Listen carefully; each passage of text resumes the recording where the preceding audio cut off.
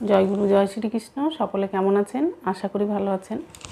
তো সামনেই দোলযাত্রা। তো এই দোলযাত্রার দিন এই 3টি কাজ অবশ্যই করবেন, তাহলে ভগবান শ্রীকৃষ্ণ খুব সন্তুষ্ট হবে এবং আপনাদের সংসারের মঙ্গল হবে, সবার মঙ্গল হবে। এই 3টি কাজ অবশ্যই করবেন। তো প্রথম কাজটি হলো গীতা পাঠ করবেন। অন্তত একটি শ্লোক অনুবাদ সমেত পাঠ করবেন অবশ্যই।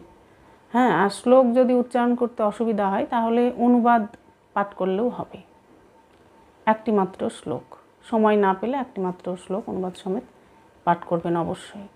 আর 2 নাম্বার হলো হরিনাম করবেন। অবশ্যই হরিনাম করবেন। হরিনাম করলে ভগবান শ্রীকৃষ্ণ খুব সন্তুষ্ট হয়। তো অবশ্যই হরিনাম করবেন, যতটুকু সময় পারবেন, 5 মিনিট 10 মিনিট যতটুকু সময় পারবেন। আর 3 নাম্বার হলো ভগবান শ্রীকৃষ্ণের লীলা কথা শ্রবণ করবেন, যে কোনো একটি হলেই হবে।